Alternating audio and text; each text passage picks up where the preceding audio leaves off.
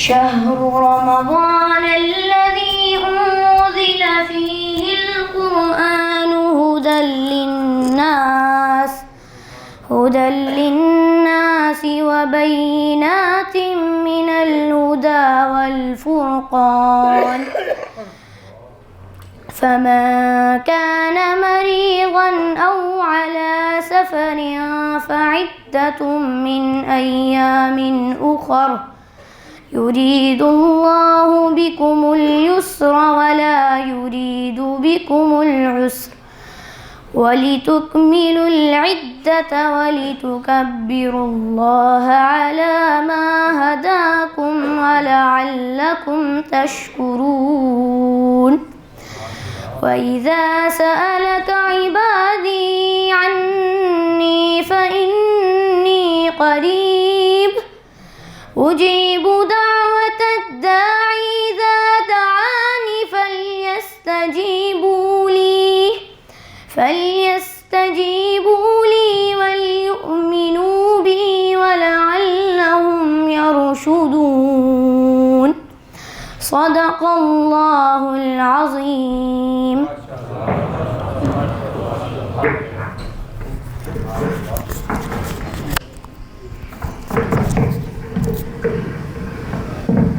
ماشاءاللہ، یہ تھے حافظ احمد جو آپ کے سامنے قرآن مجید کی تلاوت انتہائی خوبصورت آواز میں پیش کر رہے تھے. اب اس کے بعد میں حمد باری تعالیٰ کے لیے جناب ظفر صاحب کو دعوت دیتا ہوں، وہ آئیں آپ کے سامنے حمد باری تعالیٰ پیش کریں.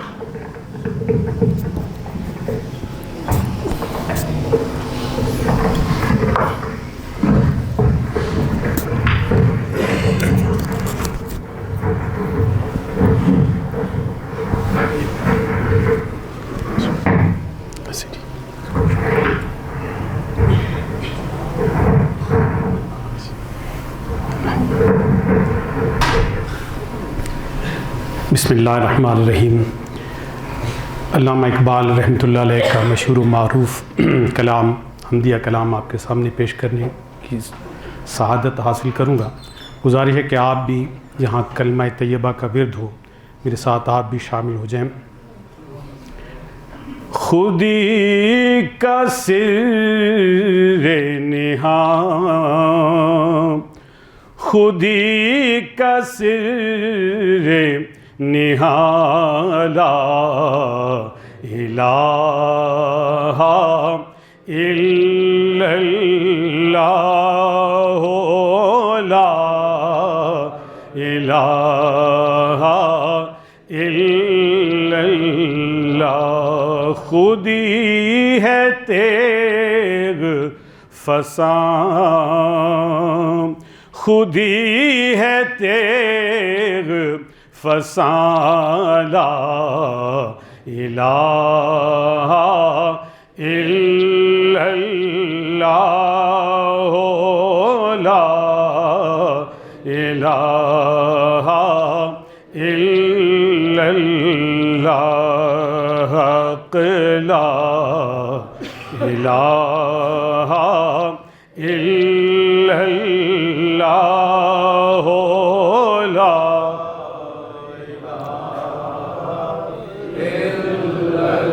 یہ نغمہ فصل گل و لال کا نہیں پابند، یہ نغمہ فصل گل و لال کا نہیں پابند.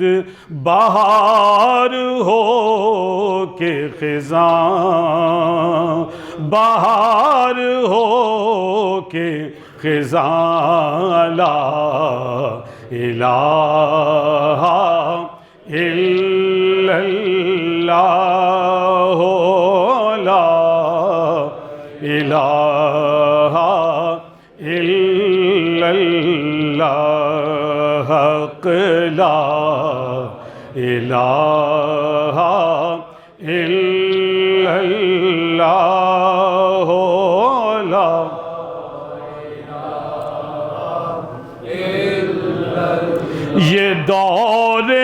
اپنے براہیم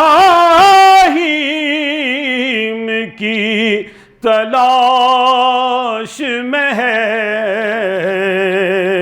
یہ دور اپنے براہیم کی تلاش میں ہے، صنم کدا ہے جہاں، صنم کدا ہے جہاں، لا الہ الا اللہ، لا الہ الا اللہ، لا الہ الا اللہ، لا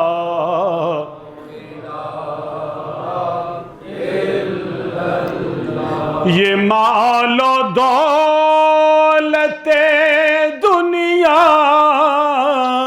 یہ رشتہ و پیوند، یہ مال و دولت دنیا، یہ رشتہ و پیوند، بتان وہم و گمان، بتان وہم و گمان، لا الہ الا اللہ، لا الہ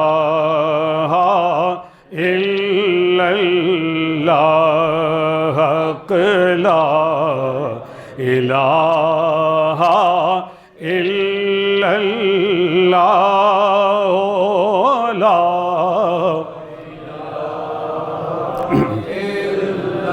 کیا ہے تو نے متاع غرور کا سودا، کیا ہے تو نے متاع غرور کا سودا، فریب سود و زیاں، فریب سود و زیاں، لا الہ الا اللہ،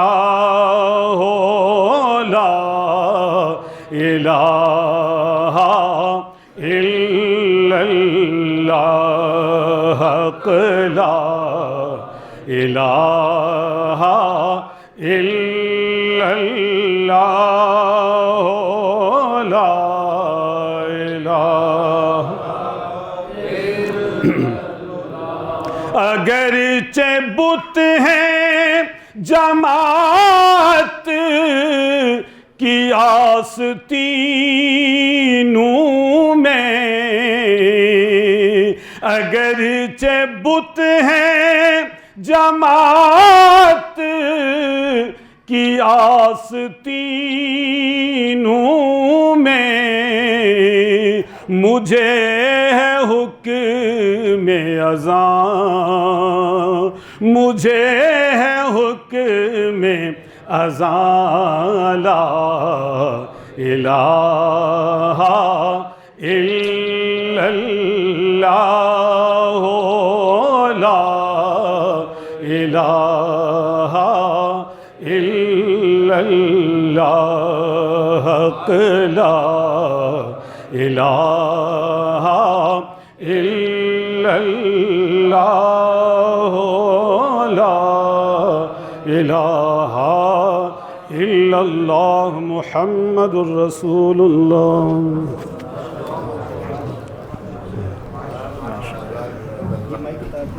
جی ماشاءاللہ یہ تھے جناب ظفر صاحب جو آپ کے سامنے حمدیہ کلام انتہائی خوبصورت انداز میں پیش کر رہے تھے۔ اب اس کے بعد میں نعتیہ کلام کے لیے دعوت دیتا ہوں جناب داؤد صاحب کو کہ وہ آئیں آپ کے سامنے نعتیہ کلام پیش کریں۔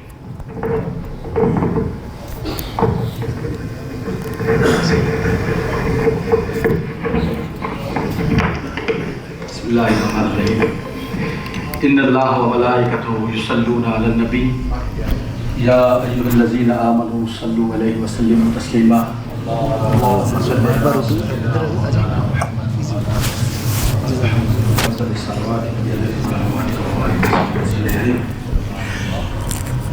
حضور کی ذات پہ درود شریف میرے ساتھ مل کے پڑھیں گے تو سب کی حاضری ہو جائے گی۔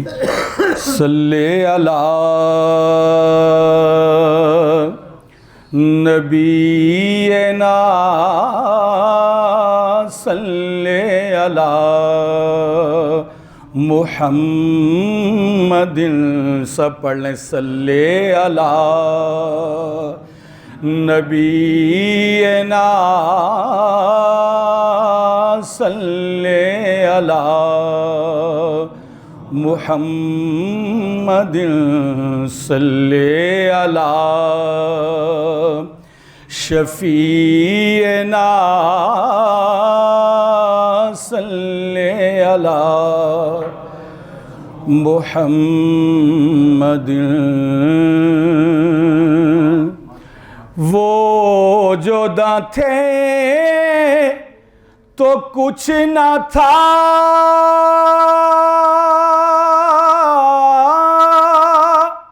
وہ جو نہ ہوں تو کچھ نہ ہو، وہ جو نہ تھے تو کچھ نہ تھا، وہ جو نہ ہوں تو کچھ نہ ہو، جان ہے وہ جہان کی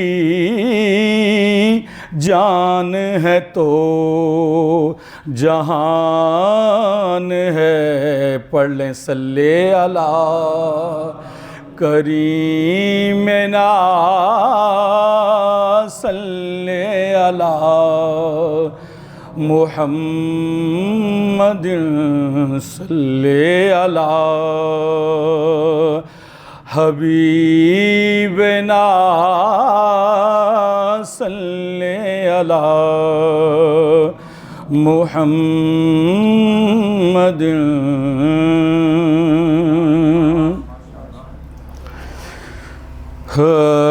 بز میں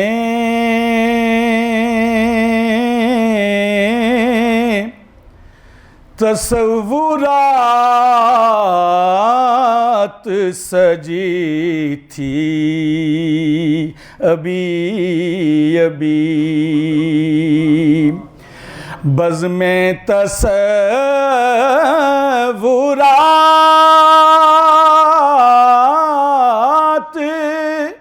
سجی تھی ابھی ابھی، نظروں میں مصطفیٰ کی گلی تھی ابھی ابھی، نظروں میں مصطفیٰ کی گلی تھی ابھی ابھی، شاید کہ مجھ کو یاد کیا تھا حضور نے، شاید کہ مجھ کو یاد کیا تھا حضور نے، کیونکہ طیبہ سے دل کی ڈور ہلی تھی ابھی ابھی، طیبہ سے دل کی ہلی تھی ابھی ابھی، اور سلطان دو جہاں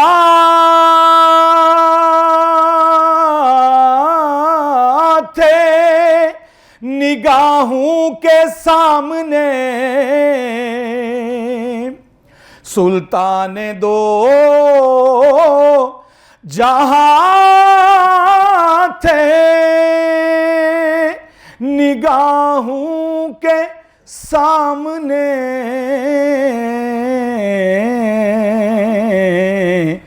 یاد نبی میں آنکھ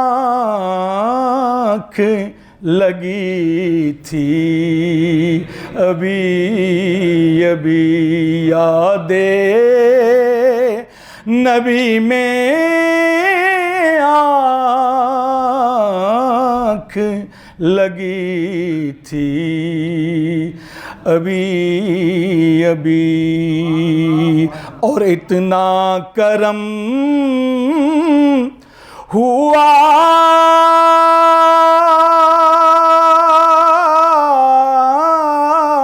کہ مقدر بدل گئے، اتنا کرم ہوا کہ مقدر بدل گئے،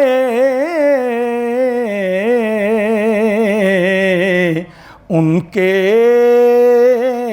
کرم کی بات چلی تھی ابھی ابھی، ان کے اور معلوم کر رہے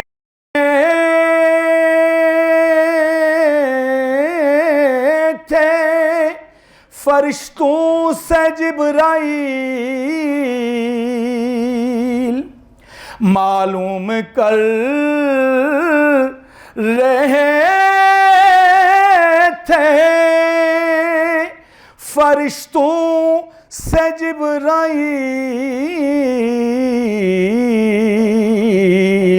کہ کس کی زباں پہ نعت نبی تھی ابھی ابھی، کس کی زباں پہ نعت نبی تھی ابھی ابھی، بزم تصورات سجی تھی ابھی ابھی، نظروں میں مصطفیٰ کی گلی تھی ابھی ابھی۔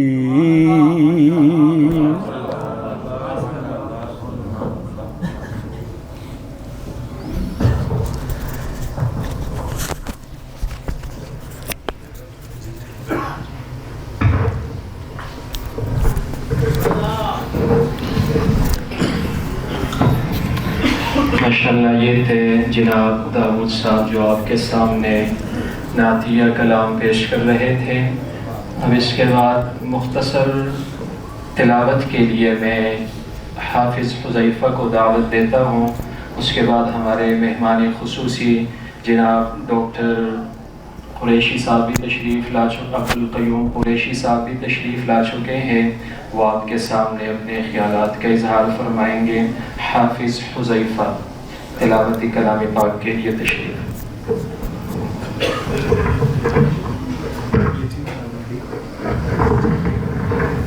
اس پہ لگ جائے گا۔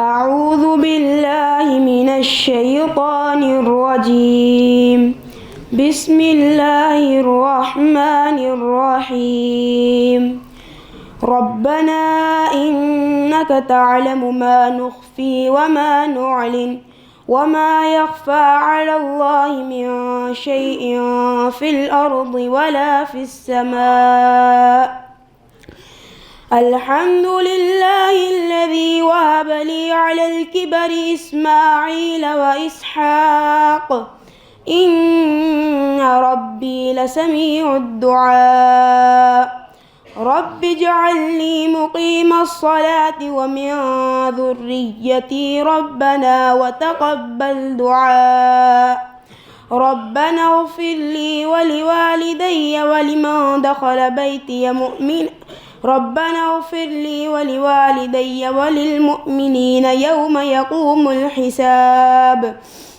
ولا تحسبن الله غافلا عما يعمل الظالمون إنما يؤخرهم ليوم تشخص فيه الأبصار مهطعين مقنعي رؤوسهم لا يرتد إليهم طرفهم وأفئدتهم هواء صدق الله العظيم من الشیطان الرجیم بسم اللہ الرحمن الرحیم والعصر ان الانسان لفی خسر الا الذین آمنوا وعملوا الصالحات وتواصوا بالحق وتواصوا بالصبر۔ ابھی آپ نے تراویح میں یہ چھوٹی سی جو آیت اللہ تعالیٰ کی طرف سے نازل ہوئی، یہ ایک سمندر ہے۔ اس آیت کے اندر روایت میں آتا ہے کہ اصحابہ کرام رضوان اللہ تعالیٰ اجمعین جب ایک دوسرے کو ملتے تھے یا ایک دوسرے سے جدا ہوتے تھے تو یہ سورت جو ہے وہ پڑھتے تھے۔ کیا ہے مطلب اس کا؟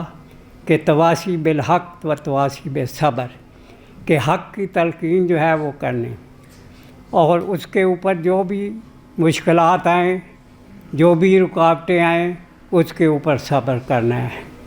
تو میں دعوت دیتا ہوں جناب ڈاکٹر قیوم قریشی صاحب کو، جو آج کی زبان میں جن کو مذہبی اسکالر کہتے ہیں، وہ مذہبی اسکالر ہیں اور ڈاکٹر اسرار احمد صاحب رحمۃ اللہ علیہ کے شاگرد ہیں، اور انہوں نے پی ایچ ڈی کیا ہوا ہے اس میں لا میں، جو برٹش لا ہے، اور جو شریعتی لا ہیں ان کا تقابل جو ہے ان کے اوپر انہوں نے تھیسس لکھی ہوئی ہیں، اور یہ پروفیسر ہیں گورنمنٹ پوسٹ گریجویٹ کا کالج مظفر آباد میں۔ یہ آپ کے سامنے یہ تواصی بالحق کا جو ہے وہ فریضہ ادا کریں گے انشاءاللہ، اور آپ سے گزارش ہے کہ آپ توجہ کے ساتھ ان کا جو ہے وہ بیان سنیں۔ جزاکم اللہ خیر۔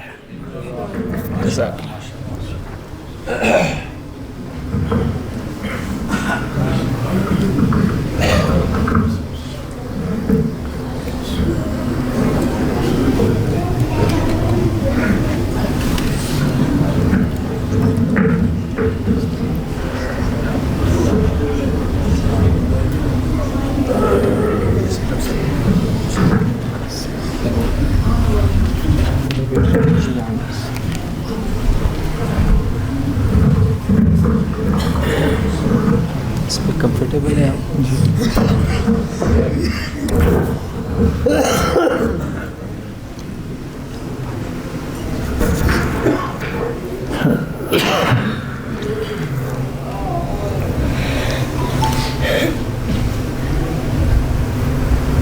الحمد للہ وکفی والصلاة والسلام علی من لا نبی بعد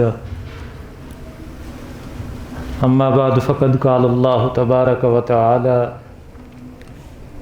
اعوذ باللہ من الشیطان الرجیم بسم اللہ الرحمن الرحیم افبہذا الحدیث انتم مدہنون وتجعلون رزقکم انکم تکذبون وقال سبحانہ وتعالی لقد انزلنا الیکم کتابا فیہ ذکرکم افلا تعقلون صدق اللہ العظیم وقال النبی صلی اللہ علیہ وسلم انہا ستکون فتنۃ قیل ما المخرج منها یا رسول اللہ قال کتاب اللہ او کما قال علیہ الصلاۃ والسلام۔ السلام علیکم ورحمۃ اللہ وبرکاتہ۔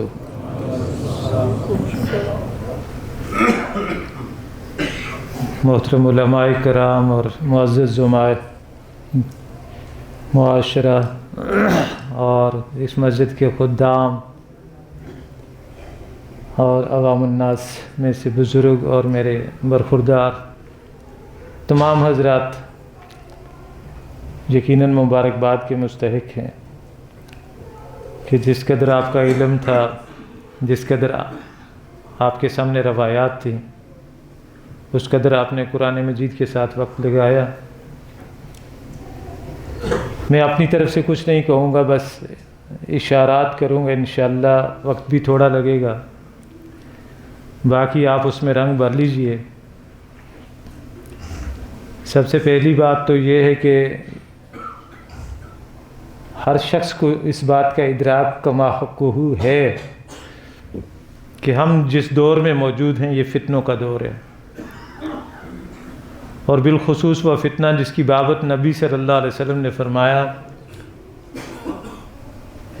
کہ موت کے فتنے سے بڑھ کر بڑا فتنہ فتنہ دجال ہے۔ اور اس حوالے سے نبی اکرم صلی اللہ علیہ وسلم نے ہمیں یہ تلقین فرمائی ہے کہ آپ لوگ ہفتے میں ایک دن سورہ کہف کا مراقبہ کر لیا کریں، مکمل اگر نہیں بھی ہوتا تو پہلی 10 آیات یا آخری 10 آیات ان پر توجہ کریں، انہیں سمجھیں، انہیں سامنے رکھیں۔ اور دجل کہتے ہیں فریب کو، اور دجال اسی سے مبالغے کا صیغہ ہے، پر فریب۔ اور یہ فریب جو ہے آپ کے اور میرے حوالے سے اگر اس کو ہم سمجھنا چاہیں تو یہ کبھی شر کے راستے سے نہیں آئے گا، یہ یاد رکھیے۔ اس کے اوپر کوئی نہ کوئی حق کی ملمہ کاری ہوگی۔ ہمارے جد اعلیٰ اور ہماری اماں دونوں کو، حضرت آدم کو اور حضرت حوا کو علیہم السلام، ان کو شیطان نے جو اللہ کے حکم سے باہر نکالا تو کوئی یہ نہیں کہا کہ میں آپ سے نافرمانی کروانے چلا ہوں، بلکہ ان کے سامنے ایک نیکی کا ہی ایک پیرایا اس طرح سے رکھا کہ آپ اس فریب کا شکار ہو گئے۔ تو کلمہ گو یا بندہ مومن، اس پر شیطان کا حملہ بھی نیکی کے راستے سے ہوتا ہے، بدی کے راستے سے نہیں ہوتا۔ ان نیکی ہی کے راستوں میں آ کر وہ بیٹھتا ہے، جیسا کہ قرآن مجید میں یہ تواتر کے ساتھ اور تسلسل کے ساتھ بار بار مختلف انداز میں وہ جو تصریف آیات کا معاملہ ہے قرآن مجید کا، تو یہ بات ہمارے سامنے آئی ہے کہ اس نے اللہ سبحانہ و تعالیٰ کو باقاعدہ مخاطب کر کے اور چیلنجنگ انداز میں یہ کہا ہے، قال فبعزتک لأقعدن لهم علی صراطک المستقیم، کہ ربا یہ نہ سمجھنا کہ میں کہیں اور ایسے راستوں پہ جا کے بیٹھوں گا جہاں لوگ دنیا داری میں، جہاں لوگ جو ہے کھیل تماشے میں مشغول ہوں گے، نہیں، بلکہ میں ان لوگوں کے راستے میں بیٹھوں گا جو تیرے صراط مستقیم کے راہی ہوں گے، جو تیری طرف آنا چاہ رہے ہوں گے، ان کا شکار کروں گا میں۔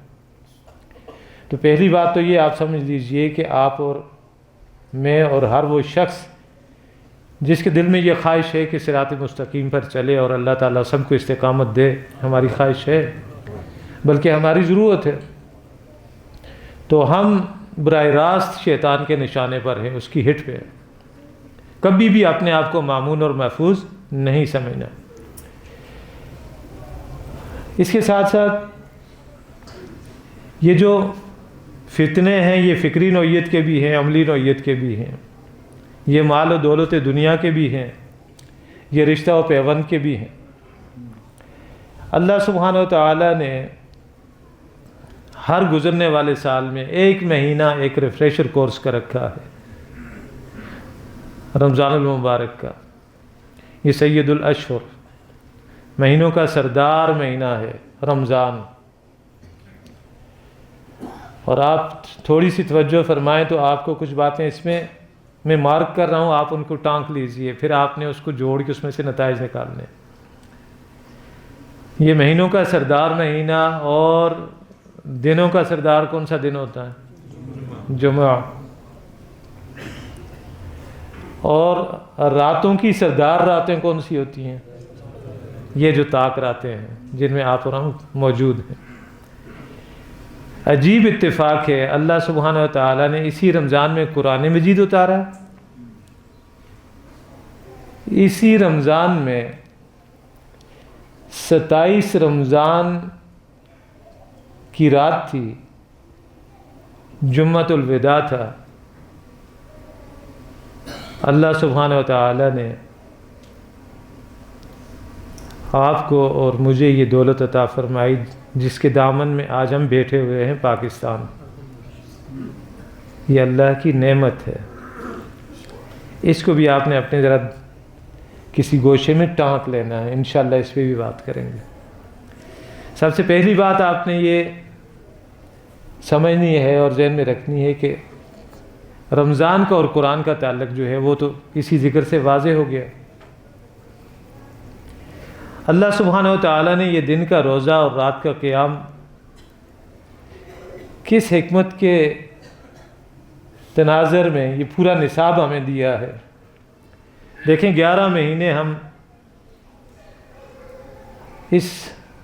یہ جو حیوان انسان ہے، یہ جو ہمارا مادی وجود ہے، اس کے اندر اصل انسان ہے، روح انسانی، وہ امر ربی اس پیکر کے اندر ہے. تو ہمارے 2 وجود ہیں، ایک ہے یہ مادی اور حیوانی وجود، اور ایک ہے وہ روحانی وجود. اس کی بھی غذا ہے، اس کی بھی غذا ہے. اس کی ہم ہر فرمائش پوری کرتے ہیں. اللہ سبحانہ و تعالیٰ نے ایک مہینہ ایسا منتخب فرمایا کہ جس میں اس کی فرمائشوں پہ ایک خاص وقت سے سحر سے لے کر افطار تک پابندیاں لگا دیں کہ اس کے جائز مطالبات بھی آپ نے نہیں سننے. اس کو بھوکا پیاسا بھی رکھنا ہے. ہر حلال شے دستیاب ہو، لیکن اس میں اس پابندی کا لحاظ رکھا جائے کہ اللہ سبحانہ و تعالیٰ نے اس وقت سے لے کر اس وقت تک اس کو منع کیا ہوا ہے کہ کوئی جائز اور حلال شے بھی اس دوران استعمال نہیں کرنا. نتیجہ اس کا کیا نکلتا ہے؟ ایک تو یہ بھوک پیاس سے یہ تھوڑا کمزور بھی ہوتا ہے. دوسرا یہ ہے کہ بار بار اس کو یہ سبق تازہ ہوتا رہتا ہے اس مشقت سے، اس ایکسرسائز سے، کہ اللہ نے کچھ چیزیں حرام کی ہیں، کچھ حلال کی ہیں. اور ساتھ ساتھ یہ بھی کہ میں آزاد نہیں ہوں، میں تو غلام ہوں، میں غلام اللہ ہوں، میں غلام رسول ہوں. مجھے کچھ احکامات کی پاسداری کرنی ہے تاکہ میں اس کے پسندیدہ بندوں میں شامل ہو جاؤں اور نبی صلی اللہ علیہ وسلم کے سچے امتیوں میں شامل ہو جاؤں. یہ ایک مہینے کی باقاعدہ یوں سمجھیں کہ ریفریشر کورس ہے، تربیت گاہ ہے انسان کے لیے، جس میں سے اس کو گزارا جاتا ہے. دن بھر کی بھوک پیاس سے اور اس کی فرمائشوں پر جو ہے توجہ نہ دینے سے اس کے ارادے بھی ٹوٹتے ہیں، اس کی توانائی بھی کم ہوتی ہے. جب اس کے ساتھ یہ معاملہ ہوتا ہے تو دوسری طرف ہمارا روحانی وجود ہے، اس کی غذا، اس میں اضافہ اللہ کی طرف سے کر دیا جاتا ہے. اور وہ کس صورت میں ہے؟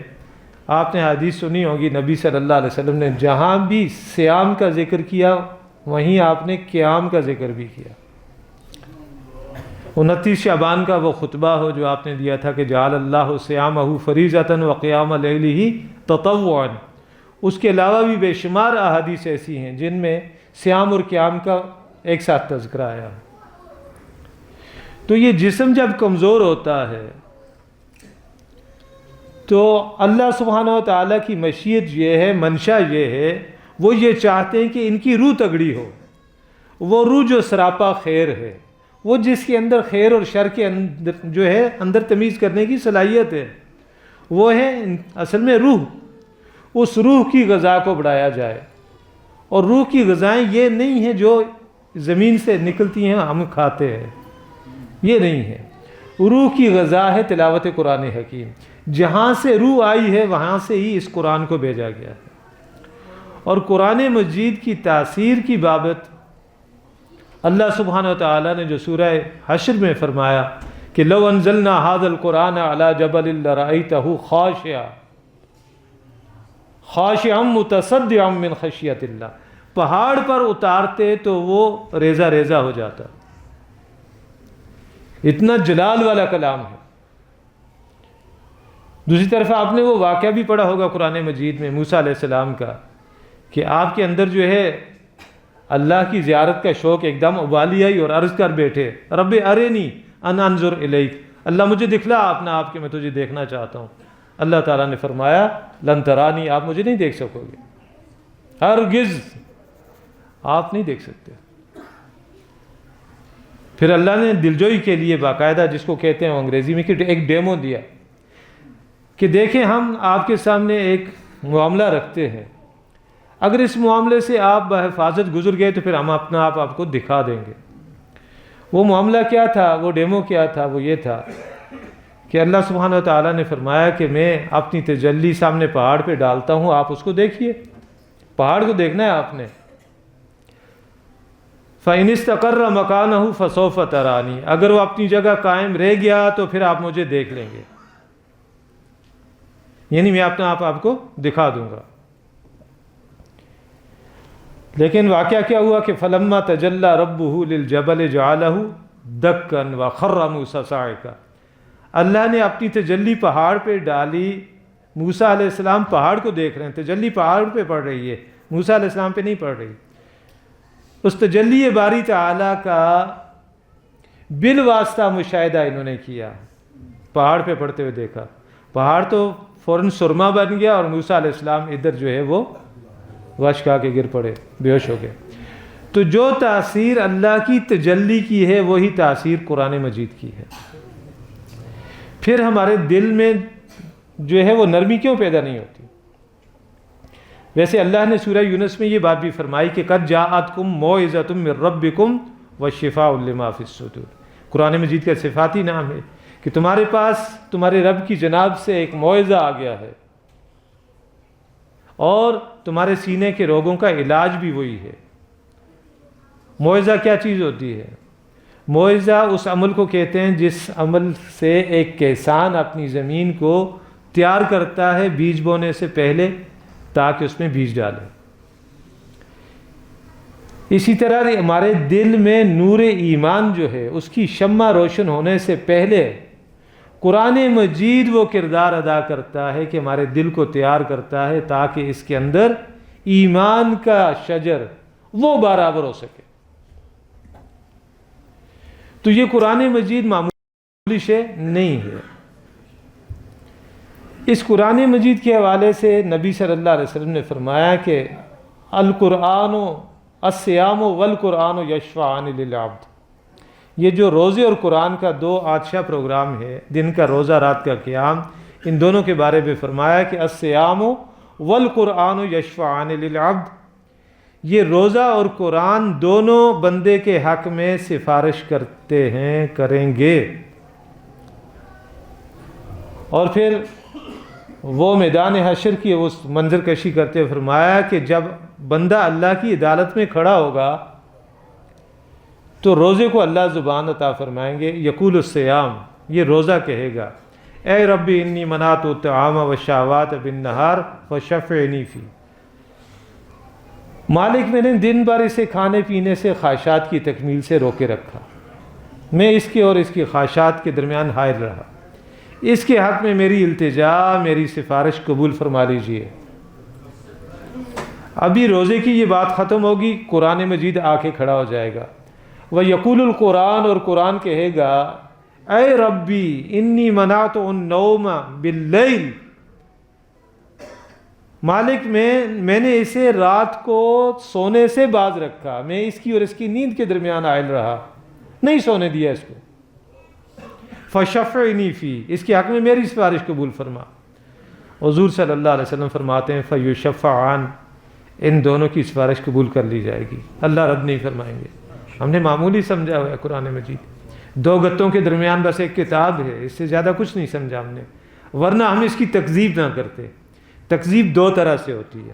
ایک تکذیب کی کیفیت وہ ہے جو ابو جہل اور ولید بن مغیرہ وغیرہ نے کی. انہوں نے کہا کہ ہم آپ کے ساتھ نہیں چلیں گے، ہم اسلام نہیں لائیں گے. ایک تکذیب یہ ہے.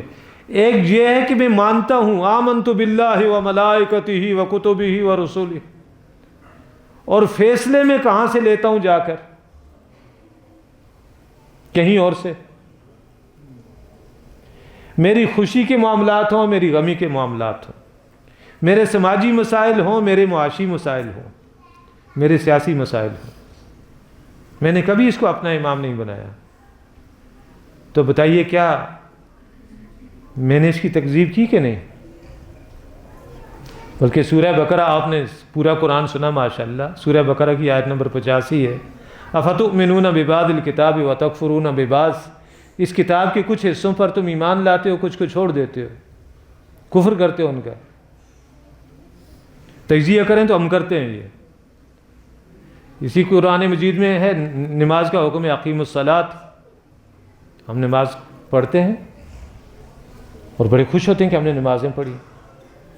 اسی قرآن مجید میں 38واں رکوع ہے غالباً سورہ بقرہ کا، یا ایھا الذین آمنوا اتقوا اللہ وذروا ما بقی من الربا فإن لم تفعلوا فأذنوا بحرب من اللہ ورسولہ. اے ایمان والو، اللہ کا تقوی اختیار کرو اور چھوڑ دو یہ جو سودی معاملات ہیں جن میں تم الجھے ہوئے، نکل آؤ ان سے باہر. لیکن اگر نہ نکلے تو فإن لم تفعلوا، تم نے ایسا نہ کیا، فأذنوا بحرب من اللہ ورسولہ، تیار ہو جاؤ اللہ اور اس کے رسول کے ساتھ جنگ کے لیے. تو قرآن مجید کا یہ حکم ہم نے کب پورا کیا؟ ہم تو اس دور میں جی رہے ہیں کہ نبی صلی اللہ علیہ وسلم نے فرمایا کہ تم سود سے بچو گے لیکن اس کے غبار سے نہیں بچ سکو گے. ہمارے ہاں اتنے مغالطے جو ہیں موجود ہیں سود کے حوالے سے، وہ فلاں نے فتویٰ دے دیا، فلاں نے دے دیا، انشورنس کے حوالے سے، بینکنگ کے حوالے سے، اسلامک بینکنگ کے حوالے سے. سب سے بڑا فراڈ یہ ہے کہ اسلام کا نام لے کے آپ کو سودی معاملات میں الجھایا جائے. آن ریکارڈ موجود ہو کہ اسٹیٹ بینک کو سب سے زیادہ سود کی مد میں ادائیگی کرنے والا وہ اسلامی بینک سو کارڈ ہو. چھوڑیں، یہ مرثیہ کہنے کا وقت نہیں ہے. لیکن میں یہ کہتا ہوں کہ آپ کو اور مجھے اگر ایسی صورتحال کا سامنا ہو تو ہم حرام کو حلال کرنے کے چکر میں کیوں پڑے رہتے ہیں؟ ہم وہ روش یا وہ رویہ کیوں نہیں اپناتے جس کی طرف نبی صلی اللہ علیہ وسلم نے رہنمائی فرمائی ہے؟ دع ما یریبک الی ما لا یریبک. جو چیز تمہیں شک میں ڈالے اسے چھوڑو، اور جو شک میں نہ ڈالے اسے اختیار کر لو. اور حضرت فاروق اعظم رضی اللہ تعالیٰ عنہ، جن کے بارے میں نبی صلی اللہ علیہ وسلم نے فرمایا کہ لو کان بعدی نبی لکان عمر، اللہ نے نبوت اور رسالت کا دروازہ میرے اوپر بند کر دیا، لیکن اگر بند نہ کرتا، امکان ہوتا کہ اور نبی آئے گا، تو لازماً فاروق اعظم عمر بن الخطاب ہوتے. وہ کہتے ہیں کہ دعوا الربا والریبا، سود تو چھوڑنا ہی چھوڑنا ہے، جہاں شک پڑے اس کو بھی چھوڑ دو. تو کیا ہم شک میں پڑنے کے باوجود پیچھے ہٹتے ہیں؟ نہیں، ہم کسی مفتی کی، کسی قاضی کی آڑ لے کے اس کو حلال بنا کر لے آتے ہیں اپنے استعمال میں. افتؤمنون ببعض الکتاب وتکفرون ببعض. سورہ نساء آپ نے پڑھی، یوصیکم اللہ فی اولادکم للذکر مثل حظ الانثیین. پورا ترکے کا جو ہے نصاب دیا ہوا ہے کیسے تقسیم کرنا ہے. کتنے لوگ ہیں بچیوں کو، بیٹیوں کو، بہنوں کو جو ہے جائیداد میں سے حصے دیتے ہیں. پھر چوتھے پارے کے آخر میں محرم غیر محرم کی تمیز اللہ نے سکھا دی. حرمت علیکم امہاتکم و بناتکم و خالاتکم، پوری لسٹ آخری رکوع ہے، جا کے دیکھ لیجئے. کیا ہم نے ان حدود کی پاسداری کی؟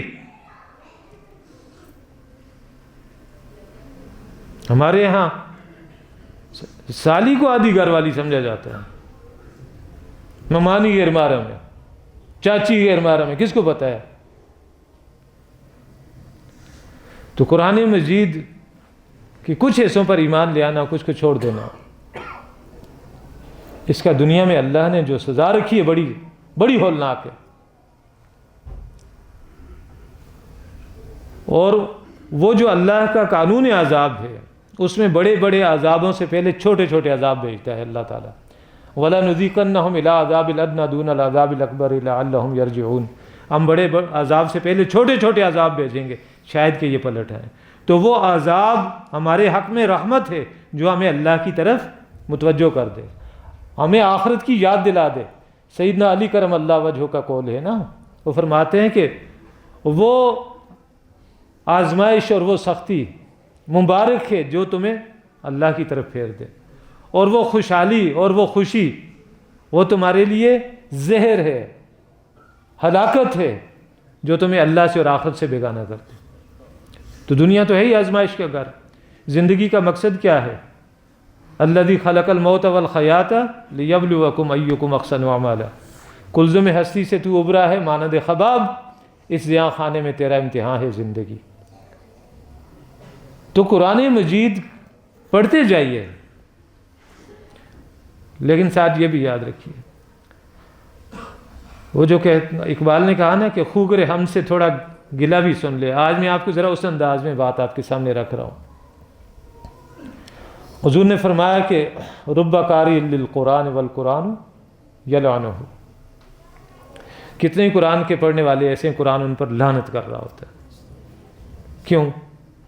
जब आप और मैं ऐसा रवैया अख्तियार करेंगे, इसमें से वो चीज़ें ले लेंगे जिससे हमारी मामूलात में कोई खलल नहीं आता, कोई ताल्लुक़ नहीं टूटता, कारोबार में नुकसान नहीं होता, कोई आजमाइश नहीं आती, हम वो सारा ले लेंगे और बाकी छोड़ देंगे जिससे जो है हम आजमाइश में पड़ते हैं, और अल्लाह की गफ़ारियत का और उसकी रहमियत की आड़ ले लेंगे। अल्लाह गफ़ूर रहीम है। तो क्या सिर्फ अल्लाह गफ़ूर रहीम है? अल्लाह का हार नहीं है, अल्लाह जब्बार नहीं है, अज़ीज़ुन ज़ु इंतिक़ाम नहीं है। बिलखुसूस उन लोगों के हवाले से अल्लाह ने फरमाया वमन अज़लमु मिम्मन ज़ुक्किरा बिआयाति रब्बिही, उससे बड़ा जालिम और मुशरिक कौन है जिसे नसीहत की गई उसके रब की आयत के ज़रिए से। सुम्मा आरज़ अन्हा, फिर उनसे वो एराज़ कर गया। इन्ना मिनल मुजरिमीन मुंतक़िमून, ऐसा रवैया अख्तियार करने वालों से हम इंतकाम लेंगे। तो ये जो सख्तियाँ हैं आलात की, ये जो इस वक्त उम्मत मुस्लिमा जान करने की कैफियत में है, इसका सबब है। और सबब क्या है? यही अल्लाह सुब्हानहू व तआला के इस कलाम को एक खेल तमाशा बना देना, इसकी कुछ बातों को मान लेना, कुछ को छोड़ देना। बाकी जो अजाब की सूरतें अल्लाह ने बयान की हैं वो भी इसी कुरान में आपने सुनी। कुल हुवल कादिर, आप कह दीजिए मोहम्मद सल्लल्लाहु अलैहि वसल्लम, इनके कान खोल दीजिए, अल्लाह इस पर कादिर है। अला अन यबअस अलैकुम अज़ाबन मिन फौकिकुम, कि तुम पर कोई अजाब मुसल्लत कर दे तुम्हारे ऊपर से। इसकी क्या क्या सूरतें हो सकती हैं? जालिम हाकिम हो, हुक्मरान जालिम हो,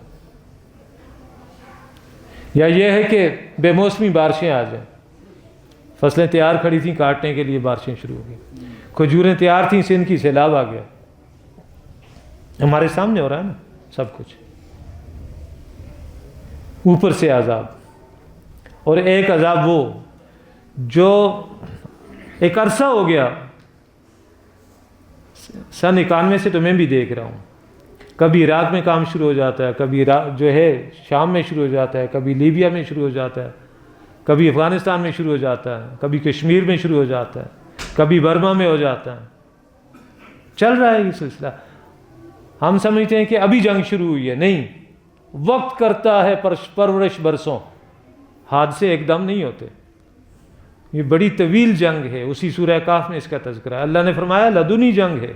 एक लदुनी इल्म तो आपने सुना होगा ना, जो अल्लाह की तरफ से दिया जाता है, जिसके बारे में नबी सल्लल्लाहु अलैहि वसल्लम ने फरमाया मन अमिला बिमा अलिमा جس نے اپنے معلوم علم پر عمل کر لیا، علمہ اللہ یا ورثہ اللہ، دو روایات ہیں، ما لم یعلم، اللہ اسے وہ علم دے دیتا ہے جو اسے نہیں آتا، اس علم کا وارث بنا دیتا ہے جو اس کو ابھی نہیں آتا۔ تو پہلی صورت یہ آ گئی، اوپر سے عذاب آ گیا، او من تحت ارجلکم، پاؤں کے نیچے سے، اولاد والدین کی نافرمان ہو جائے، بیوی شوہر کی نافرمان ہو جائے، رعایا حکومت کی نافرمان ہو جائے، سب کچھ آپ کے سامنے، ہر سطح پہ دیکھیں، گھریلو سطح پہ دیکھیں، ملکی سطح پہ دیکھیں۔ اور تیسرا اور بدترین عذاب کیا ہے، او یلبسکم شیعا، یا تمہیں گروہوں میں بانٹ دے، وَيُذِيقَ بَعْضَكُمْ بَأْسَ بَعْضٍ، تمہیں ایک دوسرے کی طاقت کا مزہ چکھا دے، مسلمان کا ہاتھ ہو، مسلمان کا گریبان ہو رہا ہے آپ کے سامنے کہ نہیں ہو رہا؟ غیروں نے کم مارا ہے ہمیں، آپس میں ہم نے ایک دوسرے کو بہت مارا ہے، اب بھی مار رہے ہیں۔ تو یہ سبب کیا ہے؟ قرآن کے کچھ حصوں کو لے لینا، کچھ کو چھوڑ دینا۔ باقی رمضان میں جو قیام کا معاملہ ہے، یہ بھی میں سمجھتا ہوں غنیمت ہے، لیکن حقیقت نہیں ہے جس پہ ہم چل رہے ہیں۔ نبی اکرم صلی اللہ علیہ وسلم کا اور آپ کے صحابہ کا رضوان اللہ علیہم اجمعین، رمضان اور غیر رمضان کا قیام جو ہے 1 تہائی رات اس کا نصاب تھا۔ یا ایھا المزمل قم اللیل الا قلیلا نصفہ او انقص منہ قلیلا او زد علیہ ورتل القرآن ترتیلا، یہ پورے سال کا نصاب تھا۔ 1 تہائی رات سے کم پہ قیام اللیل کا اطلاق ہوتا ہی نہیں ہے، سوٹھا دے رہے ہیں ہم اپنے آپ کو۔ اور اس 1 تہائی رات میں جو قیام کرنا ہے وہ کس کے ساتھ کرنا ہے؟ ورتل القرآن ترتیلا، ٹھیر ٹھیر کر قرآن پڑھنا ہے۔ الحمدللہ یہ بھی ایک تحدیث نعمت کے درجے میں آپ کو بتا رہا ہوں۔ گوندل صاحب نے نام لیا ہمارے استاد محترم کا، ڈاکٹر سارمن رحمہ اللہ کا۔ ویسے میں وفاق المدارس کا فارغ التحصیل بھی ہوں، وہاں بھی ہمارا جو ہے وہ باقاعدہ یہ جو ہے تحصیل علم کا سلسلہ رہا، اور ہم دورہ حدیث بھی کیا اور اس کے بعد اس سے فراغت بھی کی۔ تو دنیا میں آپ اگر ڈھونڈیں، تلاش کریں کہ کوئی ایسا ملک ہے جس میں 1 تہائی رات قرآن مجید کے ساتھ گزاری جاتی ہو۔ حرمین کی بات میں نہیں کر رہا، وہاں تو مہمان ہوتے ہیں اللہ کے، لاکھوں کے حساب سے موجود ہوتے ہیں۔ اس کے علاوہ میں بات کر رہا ہوں جہاں لوگوں کا معاملہ قرآن کے ساتھ یہ ہو کہ اسے پڑھتے ہوں، سنتے ہوں، سمجھتے ہوں، سمجھاتے ہوں۔ آپ کو کہیں نہیں ملے گا، پاکستان میں ملے گا۔ 1965 سے شروع کیا تھا یہ کام انہوں نے، اور میں آپ کے سامنے بیٹھا ہوں، میں آپ کو قرآن کا معجزہ وہ بتانے جا رہا ہوں۔ ہر سال کا یہ تجربہ ہے، یکم رمضان سے لے کر 25، 27، 26 ان دنوں میں روزانہ عشاء کے بعد ہر 4 رکعت سے پہلے جتنا 4 رکعت میں سنا جاتا ہے قرآن مجید، اس کا ترجمہ اور مختصر تفسیری پس منظر بیان کرنا، پھر سننا، سورہ فاتح سے لے کر والناس تک 25-26 دنوں میں انسانی عقل دنگ رہ جاتی ہے۔ ممکن نظر نہیں آتا کہ انسان یہ کام کر سکتا ہے، لیکن ہو جاتا ہے۔ وہ حافظ عبد الرحمن بیٹھا ہوا ہے، اس کے 8ویں کے پیپر تھے، رات کو 1 بجے کے لگ بھگ ہم فارغ ہوتے تھے، صبح جا کے یہ پیپر بھی دیتا تھا، رات کو 1 بجے تک یہ سارا معاملہ کر کے صبح ٹھیک 9 بجے سے پہلے جا کے میں بایو میٹرک بھی کرتا تھا، دن کو 2-2 3-3 کلاسز بھی پڑھاتا تھا، پھر واپس آ کے شام کو وہی۔ جس دن یہ دورہ قرآن ختم ہوا اس کے دوسرے دن میرے معدے میں درد ہوا ہے۔ یہ قرآن مجید کا معجزہ ہے، اور گزشتہ 35-40 سال کا یہ وقت جو ہے میرے سامنے ہے کہ ہم سمجھتے ہیں کہ ایک نفس اور شیطان نے ہمارے اور قرآن کے درمیان دیواریں کھڑی کی ہوئی ہیں۔ قرآن سے نصیحت حاصل کرنے کے لیے کسی بہت بڑے جو ہے علم و فضل کی ضرورت نہیں ہوتی۔ اللہ سبحانہ و تعالیٰ فرماتے ہیں وَلَقَدْ يَسَّرْنَا الْقُرْآنَ لِلذِّكْرِ فَهَلْ مِن مُدَّكِّرٍ، ہم نے اس قرآن کو نصیحت حاصل کرنے کے لیے بہت آسان بنایا ہے کوئی نصیحت حاصل کرنے والا؟ قرآن مجید کو آپ جہاں سے اٹھا کے دیکھیں آپ کو بڑے مانوس الفاظ نظر آئیں گے۔ کل نفس ذائقۃ الموت، سارے اردو کے الفاظ ہیں، صرف یہ کہ آپ نے اس کے ساتھ جڑنا ہے۔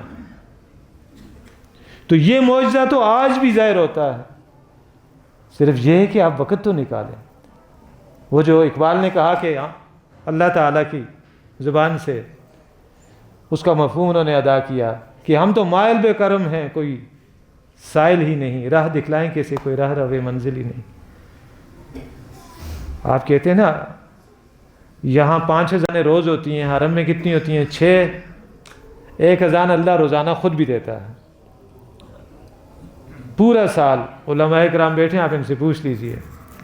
اللہ تعالیٰ آسمانی دنیا پہ نزول اجلال فرماتے ہیں اور آواز لگاتے ہیں ہَلَا هَلْ مِن مُسْتَغْفِرٍ فَأُغْفِرَ لَهُ، ہے کوئی بخشش چاہنے والا کہ میں اسے بخش دوں؟ أَلَا هَلْ مِن مُسْتَرْزِقٍ فَأَرْزُقَ لَهُ، ہے کوئی رزق میں کشائش چاہنے والا میں اس کو رزق میں اضافہ فرما دوں۔ رزق میں کیا چیزیں آتی ہیں؟ کھانا پینا ہی نہیں آتا، علم بھی آتا ہے، مال بھی آتا ہے، اولاد بھی آتی ہے، صلاحیتیں بھی آتی ہیں، قوت بیان بھی آتی ہے، دوستیاں گانٹنے کا فن جو ہے یہ بھی رزق میں آتا ہے، دشمنیاں نبھانے کا حوصلہ یہ بھی رزق میں آتا ہے کوئی رزق میں اضافہ چاہنے والا کہ میں اس کے رزق میں اضافہ کر دوں؟ اور پھر مخاطب فرماتے ہیں کس کو؟ نیکی کی راہ پہ چلنے والے کو، یا باغی الخیر اقبل، رکنا نہیں ہے بھائی، سفر طویل ہے، منزلیں نامعلوم ہیں، تم نے رکنا نہیں ہے، یہاں سے تم نے وہ روشنی لینی ہے جو آگے تمہیں راستہ دکھائے گی، بڑھتے چلے جاؤ، اس میں کبھی تھکنا نہ۔ اور پھر اللہ سبحانہ و تعالی مجھ جیسے گناہ گاروں کو بھی نہیں بھولتے، رحیم ہے نا اسی معنی میں کہ مہلت دیتا ہے، توجہ دلاتا ہے، اور اس کو جو حکم توڑنے والا ہے، جو حدود پھلانگنے والا ہے، اس کو بھی نہیں بھولتا۔ کہتا ہے یا باغی شر اقصر، اے شر کے جویا، اے شریر انسان، اپنی شرارتوں کے چنگل میں آئے ہوئے کم بخت رک جا، اکیلی تیری جان ہوگی، یہ سب دائیں بائیں جو کچھ بھی میلہ چھٹ جائے گا، رک جا، عاقبت کی فکر کر۔ تو یہ جو قرآن مجید کے ساتھ ہمارا اس درجے میں تعلق ہے، میں سمجھتا ہوں کہ غنیمت ہے کہ ہے، لیکن کافی اور شافی نہیں ہے، اس میں اضافہ کرنا ہے، اور اس اضافے میں جو اضافی وقت ہم نے لگانا ہے اللہ کی کتاب کو سمجھنا ہے، سمجھانا ہے۔ اسی لیے میں نے 2 آیات آپ کے سامنے تلاوت کی تھیں کہ أَفَبِهَذَا الْحَدِيثِ أَنْتُمْ مُدْهِنُونَ، کیا اسی حدیث، قرآن مجید کو بھی حدیث کہا گیا ہے نا، فَبِأَيِّ حَدِيثٍ بَعْدَهُ يُؤْمِنُونَ، اب اس حدیث کے بعد کس حدیث پر ایمان لاؤ گے؟ اب تو کوئی وحی نہیں آنے والی۔ تو اللہ سبحانہ و تعالیٰ فرماتے ہیں کہ اسی کے اس معاملے میں تم مداحنت، پسپائی اور بے عملی کی روش اختیار کرتے ہو۔ وَتَجْعَلُونَ رِزْقَكُمْ، اور تم نے اپنا کردار یہ معین کیا ہے قرآن مجید کے حوالے سے، أَنَّكُمْ تُكَذِّبُونَ، کہ اسے جھٹلاؤ گے، پس پش ڈالو گے، اسے اپنی زندگیوں میں وقت نہیں دو گے تاکہ تمہاری آخرت سنور سکے۔ اور پھر اس قرآن مجید کو آپ پڑھیں تو یہ ہمیں ایک اور راستہ بھی دکھاتا ہے۔ وہ راستہ کیا ہے کہ اللہ نے آدم علیہ السلام سے نبوت کا سلسلہ چلایا، رسالت کا سلسلہ چلا، چلتے چلتے یہ آ کے جناب محمد رسول اللہ صلی اللہ علیہ وسلم پہ نبوت ختم، رسالت مکمل ہو گئی۔ قرآن مجید سورہ بقرہ میں سب سے پہلے بالکل ابتدائی دوسرے پارے کی ابتدائی آیات ہیں وَكَذَلِكَ جَعَلْنَاكُمْ أُمَّةً وَسَطًا لِتَكُونُوا شُهَدَاءَ عَلَى النَّاسِ وَيَكُونَ الرَّسُولُ عَلَيْكُمْ شَهِيدًا۔ سابقہ امت کا ذکر کیا۔ کون سی تھی سابقہ امت؟ جس کو کتاب و شریعت دی گئی تھی، یہود و نصارہ۔ 5ویں رکوع سے لے کر 15ویں رکوع کی 2 آیات تک مسلسل ان کا تذکرہ ہے، اور اللہ سبحانہ وتعالیٰ نے 5ویں رکوع میں انہیں آخری بار دعوت ایمان دی، وَآمِنُوا بِمَا أَنزَلْتُ مُصَدِّقًا لِمَا مَعَكُمْ وَلَا تَكُونُوا أَوَّلَ كَافِرٍ بِهِ وَلَا تَشْتَرُوا بِآيَاتِي ثَمَنًا قَلِيلًا وَإِيَّايَ فَاتَّقُونِ، کہ تم پر میں نے بڑے کرم کیے، بڑی عنایتیں کیں، بڑے تمہارے جو ہے نخرے میں نے اٹھائے۔ اب نتیجہ اس کا یہ نکلا کہ تم نے میرے نبیوں کو قتل کیا، تم نے میری اتاری ہوئی کتاب میں تحریف کی، تم نے نبیوں کی تکذیب کی، تم نے ایذائیں دیں رسولوں کو۔ وَلَا تَكُونُوا كَالَّذِينَ آذَوْا مُوسَىٰ فَبَرَّأَهُ اللَّهُ مِمَّا قَالُوا۔ اللہ نے کہا نا کہ نہ ہو جانا ان لوگوں کی طرح کہ جنہوں نے موسیٰ کو ایذا دی۔ کون تھے ایذا دینے والے؟ امت تھی نا ان کی ناہنجار۔ تو جس نے کہا میں اس کتاب کو مانتا ہی نہیں ہوں، اس کا مسئلہ تو ہو گیا الگ۔ جس نے کہا کہ میں اس کو مانتا ہوں اور پھر چلے اس کے خلاف، تو ایذا کس کو دے رہا ہے؟ جو وہ پیغام لے کے آیا ہے۔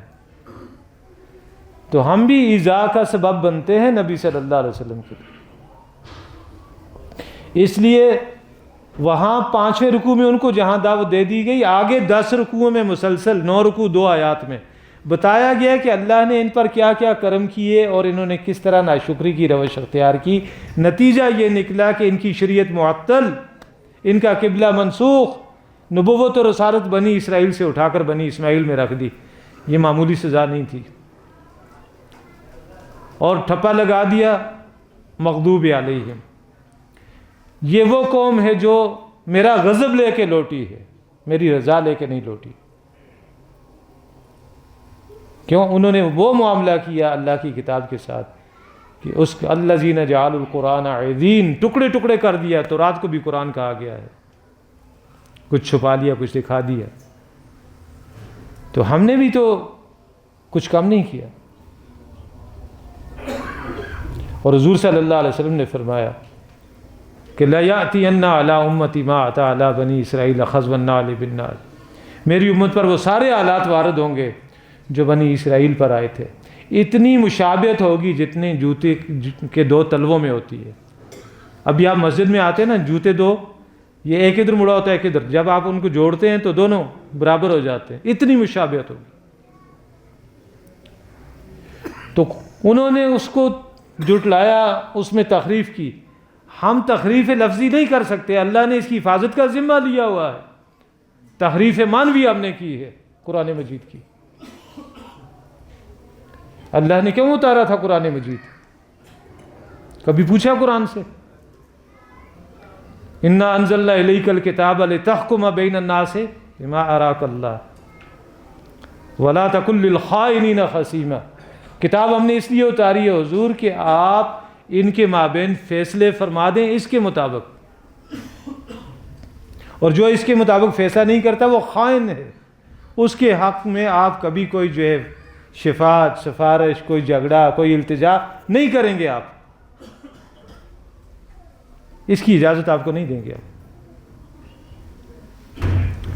تو قرآن مجید رمضان میں اگر اللہ نے اتارا ہے تو رمضان سال میں ایک دفعہ آتا ہے، یہ سبق یاد دلانے کے لیے کہ دیکھو تمہارا اور قرآن کا تعلق صحیح بنیادوں پہ تم اس کے ساتھ استوار کیا ہوا ہے اس تعلق کو کہ نہیں۔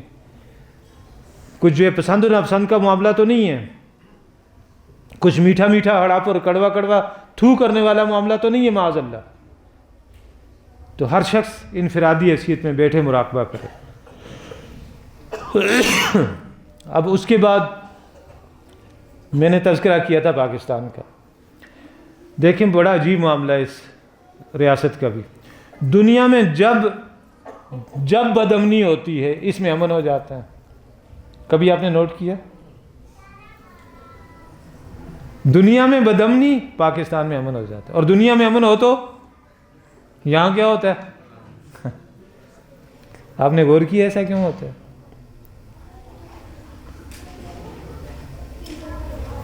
ایسا اس وجہ سے ہوتا ہے۔ جزاکم اللہ۔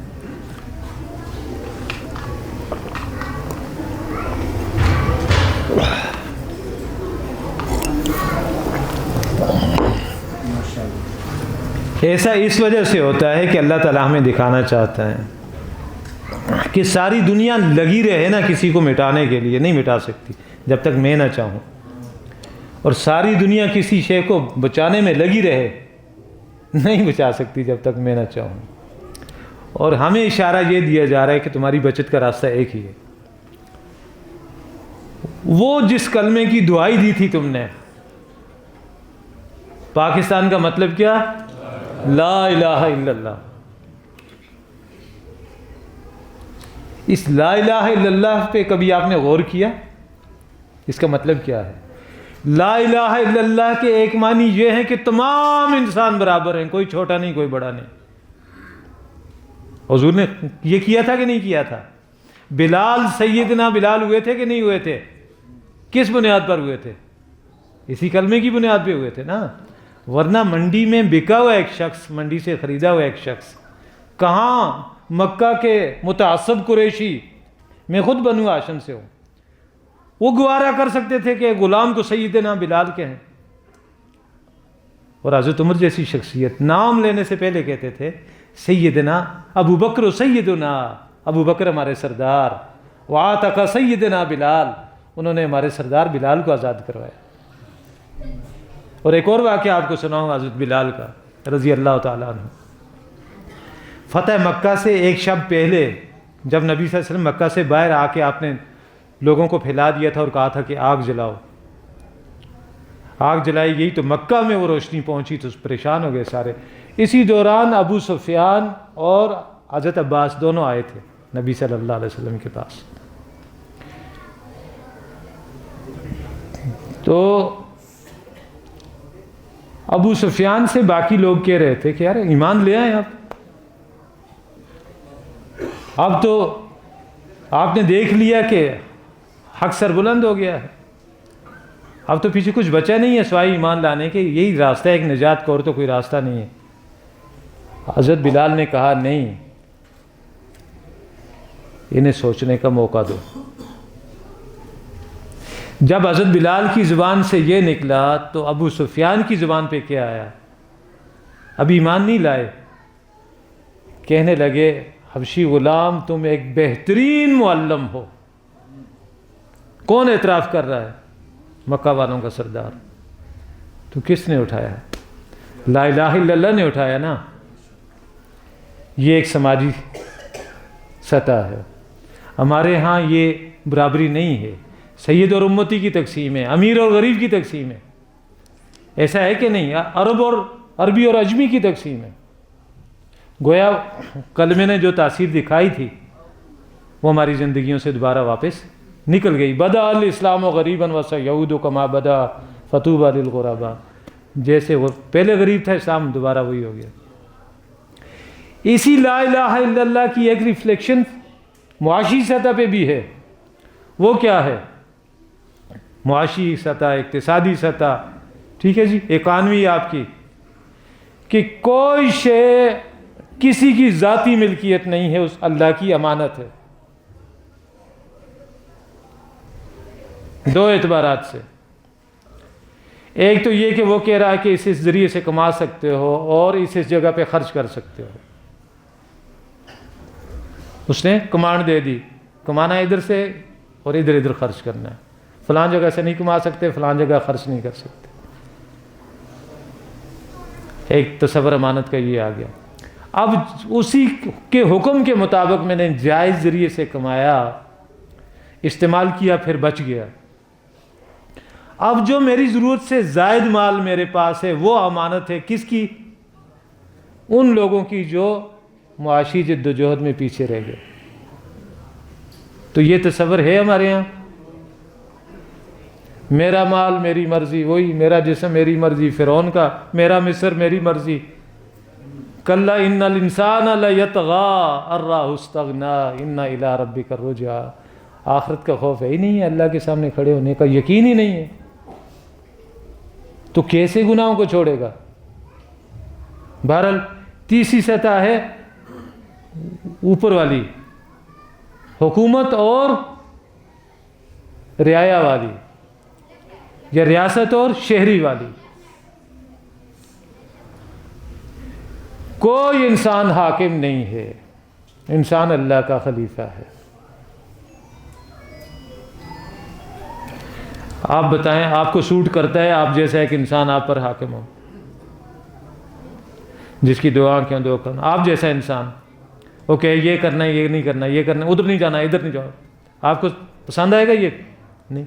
اقبال نے کہا کہ آدمی پر آدمی فرما روائی کیوں کرے, جس کا حق بندگی وہ خدائی کیوں کرے, جو خود کسی کا غلام ہے وہ کسی کا حاکم کیسے ہو سکتا ہے؟ تو یہاں حاکمیت کے دعوے دار موجود ہیں.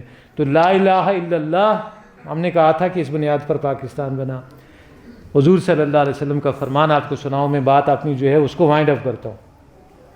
آپ صلی اللہ علیہ وسلم نے فرمایا ان کلمۃ لا الہ الا اللہ تنفع من قالها, یہ کلمہ طیبہ ہمیشہ اپنے پڑھنے والے کو نفع دیتا ہے جب تک کہ ما لم یستخفوا بها, وہ اس کا استخفاف نہ کرے. قیل وما الاستخفاف یا رسول اللہ, عرض کی گئی یہ اللہ کے رسول استخفاف کلمہ کیا ہے؟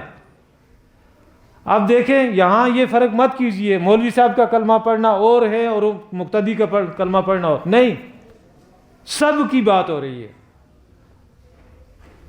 فرمایا کہ پوچھا گیا مل استخفاف یا رسول اللہ, یہ استخفافی کلمہ کیا ہے؟ قال یظہر العمل بمعاصی اللہ, اللہ کی نافرمانی پر مبنی اعمال اعلان ہونے لگے, ظاہر ہو جائیں, غالب ہو جائیں, نیکی دب کے رہ جائے, راستی دب کے رہ جائے, بدماشی اور بے ایمانی ننگا ناچ ناچ رہی ہو, یہ کلمہ پھر کسی کو نفع نہیں دیتا. فلا ینکر ولا یغیر, نہ ان برائیوں کا انکار کیا جائے نہ ان کو بدلنے کی کوشش کی جائے. اب آئیے واپس اس جگہ پہ کہ ہم نے بنایا آپ کو ایک درمیانی امت تاکہ آپ لوگ ہو جائیں لوگوں کے خلاف گواہ میری طرف سے, اور رسول ہوں گے تمہارے خلاف گواہ. اور رسول اللہ صلی اللہ علیہ وسلم نے یہ گواہی لی ہے, اس دنیا کی زندگی میں لی ہے. آپ پڑھیے خطبہ حجۃ الوداع کو, نبی صلی اللہ علیہ وسلم نے اپنی تعلیمات کا خلاصہ بیان کرنے کے بعد صحابہ سے ایک سوال کیا تھا, کتنا بڑا مجمع ہے. آپ نے ایک سوال کیا الا هل بلغت, کہ بھائی یہ بتاؤ کہ کیا میں نے پہنچا دیا. حضور جب بھی سوال کرتے تھے اپنے صحابہ سے تو وہ اکثر عرض کرتے تھے کہ اللہ و رسولہ عالم. یہ واحد موقع تھا, کوئی مجمع کو پہلے نہیں بتایا گیا تھا کہ میں آپ سے یہ سوال پوچھوں گا اور آپ نے یہ جواب دینا ہے, نہیں. لیکن چونکہ نبی صلی اللہ علیہ وسلم کی تربیت سے گزرے ہوئے لوگ تھے, سب میں ذہنی ہم آہنگی تھی. جب پوچھا گیا الا هل بلغت تو صحابہ نے یہ نہیں کہا اللہ و رسولہ عالم, بلکہ یہ کہا انا نشہد, ہم گواہ ہیں حضور اس بات پر, انک قد بلغت الرسالۃ, آپ نے وہ پیغام جو اللہ نے آپ کو دیا تھا ہمارے لیے پہنچا دیا. وادیت الامانۃ, جو امانت آپ کے پاس تھی ہمارے لیے آپ نے ادا کر دی. ونصحت الامۃ, امت کی خیرخواہی کا جو حق آپ کے ذمہ تھا آپ نے وہ بھی ادا کر دیا. وکشفت الغمۃ, لا علمی کے, جہالت کے, اگنورنس کے تمام پردے آپ نے ہٹا دیے. اب ہم جانتے ہیں کہ ہمارا رب ہم سے کیا چاہتا ہے, ہمیں معلوم ہے, آپ نے ہمیں سب کچھ پہنچا دیا. پھر نبی اکرم صلی اللہ علیہ وسلم نے آسمان کی طرف ہاتھ اٹھایا تو انگلی شہادت کی, اور مجمع کی طرف پہلی دائیں طرف اللہم اشہد, کہ اللہ گواہ رہنا, اللہم اشہد, اللہ گواہ رہنا, اللہم اشہد, اللہ گواہ رہنا, کہ یہ مانتے ہیں کہ میں نے پہنچا دیا. اللہ کو گواہ بنانے کے بعد پھر نبی صلی اللہ علیہ وسلم مجمع کی طرف دوبارہ متوجہ ہوئے. آپ نے فرمایا فَلْيُبَلِّغِ الشَّاهِدُ الْغَائِبَ, جو یہاں موجود ہے پہنچائے ان تک جو یہاں موجود نہیں ہے. اور پھر فرمایا بلغوا عنی ولو آیۃ، پہنچاؤ میری طرف سے چاہے تمہارے پاس ایک آیت ہی کیوں نہ ہو۔ اشارہ کر دیا کیا پہنچانا ہے، قرآن پہنچانا ہے، اور قرآن سے مراد صرف یہ 2 گتوں کے درمیان یہ 30 پارے نہیں، کان خلقہ القرآن، نبی اکرم صلی اللہ علیہ وسلم کی پوری تعلیمات، آپ کا اسوہ، آپ کے اعمال و افعال، آپ کے اقوال، آپ کے فرمودات، یہ سب مل کر قرآن بنتے ہیں۔ یہ راز کسی کو نہیں معلوم کہ بندہ مومن قاری نظر آتا ہے، حقیقت میں ہے قرآن۔ کان خلقہ القرآن۔ اما عائشہ رضی اللہ عنہ سے پوچھا گیا تھا نا حضور صلی اللہ علیہ وسلم کے معمولات کیا ہیں، پلٹ کر سوال کر دیا ما قرأتم القرآن، تم نے قرآن نہیں پڑھا، مجھ سے آ کے پوچھ رہے ہو کہ حضور کے معمولات کیا ہیں، روز و شب کیسے گزرتے ہیں۔ کان خلقہ القرآن، حضور کے معمولات تو قرآن ہیں۔ تو حضور نے فرمایا کہ یہ پہنچاؤ۔ اب یہ امانت ہے آپ کے پاس اور میرے پاس، فرد فرد تک پہنچائے گا اور ریاست ریاست تک پہنچائے گی، تب جا کے محمد رسول اللہ صلی اللہ علیہ وسلم کے ساتھ وفا کا آپ کہہ سکتے ہیں کہ ہم نے کوشش کی ہے کچھ حق ادا کر پائے۔ اس کے لیے بنا تھا یہ پاکستان۔ اور آپ کو، میری عمر چھوٹی ہے، مجھ سے بڑے عمر کے لوگ یہاں تشریف فرما ہے، کیسی بدبخت قوم ہوگی وہ۔ جانوں کی قربانی کوئی قربانی نہیں ہوتی، مال کی قربانی کوئی قربانی نہیں ہوتی۔ یہ تو وہ بھی دیتے ہیں جو رب کے ماننے والے نہیں ہیں، وہ 7 سمندر پار سے آیا ہوا ہے نا، وہ گندی نالی کے کیڑے ہیں یہ سارے، جن کی فائنیں اب کھل رہی ہیں۔ اس امت کا آپ اندازہ لگائیں کہ اللہ کی نگاہ میں ان کی کیا حیثیت ہے۔ وہ زانی، شرابی، بدکار، انسان کا گوشت کھانے والے، ان کے ہاتھوں پٹوا رہا ہے اللہ میں۔ ہماری جرم بڑا ہے ہمارا، اور ان میں سب سے بڑا جرم دار طبقہ کون سا ہے؟ ہم ہوں گے مسلمانان پاکستان اگر ہم اس کوشش پہ نہیں لگتے۔ پھر آپ کہتے ہیں کہ نا علماء آپس نہیں لڑتے، علماء یہ پرفارمر لڑتے ہیں، یہ پروفیشنل لڑتے ہیں۔ ہمارے علماء سے ایک تانا دیا تھا نا کسی نے کہ بھائی بتاؤ کس کا، دیوبندیوں کا اسلام نافذ کروں، بریلویوں کا کروں، اہل حدیثوں کا کروں، شیعوں کا کروں، جماعت اسلامی کا کروں، تبلیغی جماعت کا؟ وہ 22 علماء کے 28 نکات یاد ہیں؟ آن ریکارڈ موجود ہیں کہ نہیں ہیں؟ تو علماء کی بات نہیں ہے، اس میں بڑا جو ہے ایک ایسا کردار جس کو آپ کہہ سکتے ہیں کہ جو لا الہ الا اللہ محمد رسول اللہ کے ساتھ لگا نہیں کھاتا، ان لوگوں کا ہے جن کو عوام کہا جاتا ہے، ان لوگوں کا ہے جن کو حکمران کہا جاتا ہے۔ علماء نے کبھی پس و پیش نہیں کی۔ اور میں کہہ رہا تھا کہ جانوں کی قربانی دینا کوئی مسئلہ نہیں ہے، دیتے ہیں قربانیاں، کفار بھی دے رہے ہیں۔ ہم نے عزتوں کی قربانی دی ہے، ہماری ہزاروں مائیں بہنیں ہندوؤں کے قبضے میں رہ گئیں پاکستان بنتے وقت۔ بعد میں ایک کمیشن بنا کے ان عورتوں کو بازیاب کروایا جائے، ڈھونڈ کے لایا جائے جو ہماری خواتین وہاں رہ گئی ہیں۔ اکثریت نے انکار کر دیا کہ ہم کیا کریں گے وہاں جا کے، ہمارے تو سکھوں سے بچے ہیں، ہمارے تو ہندوؤں سے بچے ہیں۔ ان قربانیوں کے عوض یہ آزادی ملی ہے جس سے آپ اور ہم آج لطف اندوز ہو رہے ہیں۔ ایسے آزاد ہوئے کہ اللہ سے بھی آزاد ہو گئے، ایسے آزاد ہو گئے کہ رسول اللہ سے بھی آزاد ہو گئے، اخلاق سے بھی آزاد ہو گئے، خدا خوفی بھی گئی، تہذیب بھی گئی۔ یہ نہیں ہے، ہمیں دوبارہ اپنا مقام جو ہے اس کو تلاش کرنا ہے، اور دوبارہ سے اللہ کے ساتھ ہم نے وفا کا عہد استوار کرنا ہے۔ حالات یہ بتا رہے ہیں کہ ابھی ہمیں منصب امامت پہ انشاءاللہ اللہ لے جائے گا۔ اگر ہم ایسے ہی رہے تو بہت زیادہ مار کھا کے ہم پہنچیں گے وہاں، اور اگر ہم نے توبہ کر لی تو اللہ سبحانہ و تعالی ہمیں اچھے انداز میں وہاں پہنچا دے گا۔ یا ایھا الانسان انک کادح الی ربک کدحا فملاقی۔ تو یہ بہت بڑی نعمت ہے، یہ مملکت خدا داد کہتے ہیں اس کو، پاکستان۔ یہ دنیا میں واحد ایک ایسا خطہ ہے جہاں آپ دیکھیں کہ آپ کو نظر آئے گا، محسوس ہوگا کہ یہاں اسلام کا پودا جڑ پکڑے گا۔ نہ وہ عربوں کے قبائلی جو ہے وہ سیٹ اپ میں جڑ پکڑ سکتا ہے جہاں خاندانی حکومتیں ہیں، نہ ہمارے ہاں یہ جو قبائلی سیٹ اپ ہیں، نہ ہمارے ہاں وہ جو ایک مذہبی سیٹ اپ ہے اس میں جڑ پکڑ سکتا ہے۔ یہ ہے ایک ایسی ریاست جس میں اللہ سبحانہ و تعالیٰ نے ہماری دونوں آنکھوں کو کھولا ہوا ہے۔ اللہ تعالیٰ نے ہمیں اپنی معرفت بھی عطا کی ہے، اللہ تعالیٰ نے ہمیں زمانے کے چیلنجز بھی دکھا دیے۔ جب ہم ان دونوں آنکھوں کو کھول کر اللہ کی اس رسی کو پکڑ لیں گے، کون سی رسی؟ وَاعْتَصِمُوا بِحَبْلِ اللَّهِ جَمِيعًا وَلَا تَفَرَّقُوا۔ قرآن مجید میں نہیں ملے گا کہ یہ رسی کون سی ہے، حدیث میں ملے گا۔ وہ جو میں نے ایک جملہ صرف اس حدیث میں سے پڑھا تھا، حضرت علی کرم اللہ وجہ فرماتے ہیں کہ حضور نے فرمایا، ہم بیٹھے ہوئے تھے آپ کے پاس، فرمایا کہ اِنَّهَا سَتَكُونُ فِتْنَةٌ، ان قریب بہت بڑے بڑے فتنے ہوں گے۔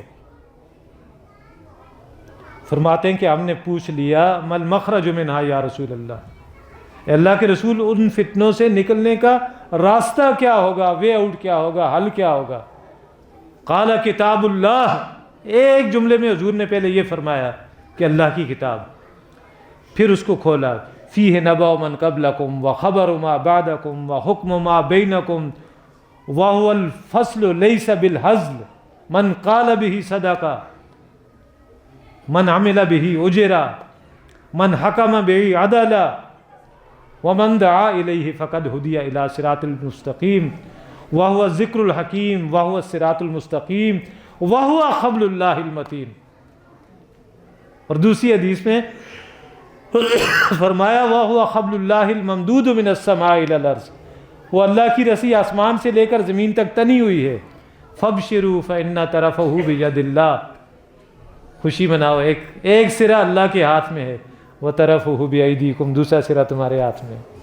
تمہیں اللہ نے بے سہارا تو نہیں چھوڑا ہوا، کہاں کھو گئے؟ یہ ہے فتنوں سے نکلنے کا نسخہ۔ اور آخری بات جو حضور نے فرمائی وہ آنکھیں کھولنے کے لیے کافی ہے۔ من ترکہ من جبار قسمہ اللہ، جس نے کسی بھی دباؤ میں آ کے قرآن کو بائی پاس کیا، اس کو چھوڑ دیا، اللہ اس کی کمر توڑ کے چھوڑ دے گا، کوئی فرد ہو، قوم ہو، معاشرہ ہو یا ملک ہو۔